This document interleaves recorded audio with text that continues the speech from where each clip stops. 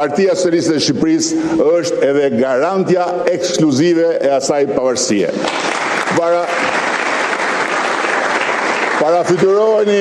Parafytyroni vetëm për një moment se si do ta përplasnin për muri drejtësinë e pavarur ata që për momentin dhe për një kohë të gjatë do vazhdojnë të përplasin veten. Shumë faleminderit.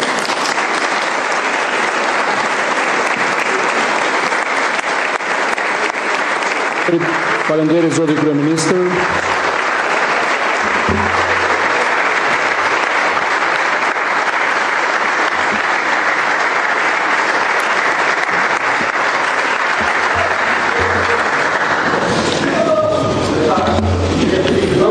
Para se të vazhdojmë, ju sjell vëmendje kodin e etikës të Kuvendit të Shqipërisë, edhe po e citoj për të mos patur debat. Eni 5.1 Deputeti gjatë ushtrimit të mandatit shfaq standardet më të larta të sjelljes qytetëruar, dinjitoze dhe të etikës parlamentare korekte. Në eni 8.1 Deputeti në Komisionin Parlamentare në seancë plenare dhe në veprimtaritë e tjera parlamentare ruan solemnitetin dhe imazhin e Kuvendit. Pika 2, deputetit i ndalohet, fraksion B, të kryej veprime të tjera ose gestikulacione të pajishme, përshmuese dhe ofenduese ndaj kolegëve, administratës Kuvendit dhe të ftuarve që ndikojnë negativisht në perceptimin e publikut për deputetin. Tani ndonë këtë seancë fillua me një apel nga fëmijët, me sa duket nuk mjaftoi, por rregullore është rregullore, i tregj vëmendjen grupit parlamentar të Partisë Demokratike dhe zotit Bardhi për këtë koreografi si mas e përsëritur vërejtje. Në bazë të nenit 64, fraksion 1. Vazhdojmë me rendin e ditës. Në bazë të nenit 47.1, fraksion 2, fjalën e ka kryetari i grupit parlamentar më të madh të opozitës ose një përfaqësues i caktuar prej tij për të njëjtën kohë sa ajo e kryeministrit, pra kush e do fjalën deri 31 minuta.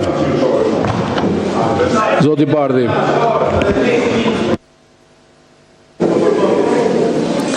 Jemi në proces të prezantimit. Zoti kryetari i Kuvendit, fillimisht më lejoni të sjell vëmendjen tuaj që dënimet kolektive i kemi lënë pas në kohën e paraardhësve tuaj. Së dyti, nuk ka gjë më etike për një kuvend që do duhet i shërbej interesit publik, se sa t'i kthej kurrizin dhe të përbuz një njeri të korruptuar, një qeveri të korruptuar, një njeri që u paraqit këtu në këtë foltore, jo si avokat i interesit publik, po si avokat i aferës korruptive të inceneratorëve, avokat i aferës së tunelit Llogaras dhe avokat i çdo afere korruptive të kësaj qeverie.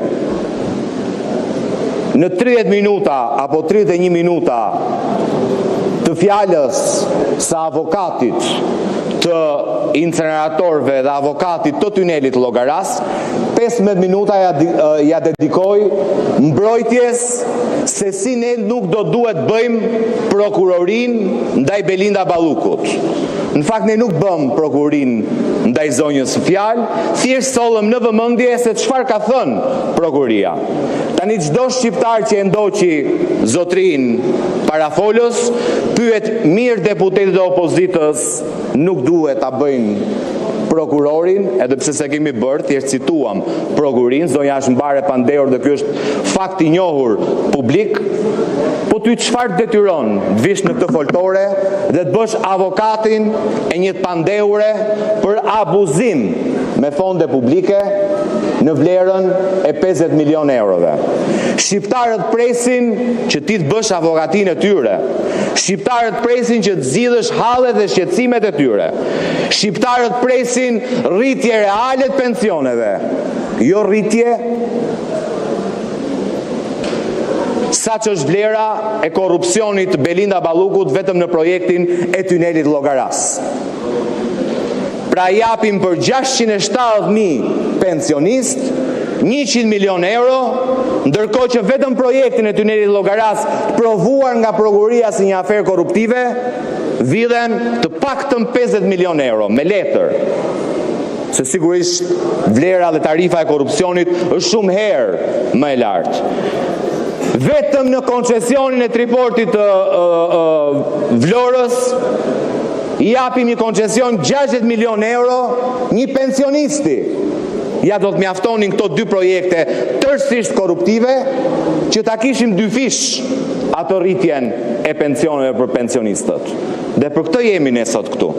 Ne përbuzi modelin tuaj që në vend që t'i çoni parat tek pensionistët, i çoni tek xhepat e ministrave të korruptuar.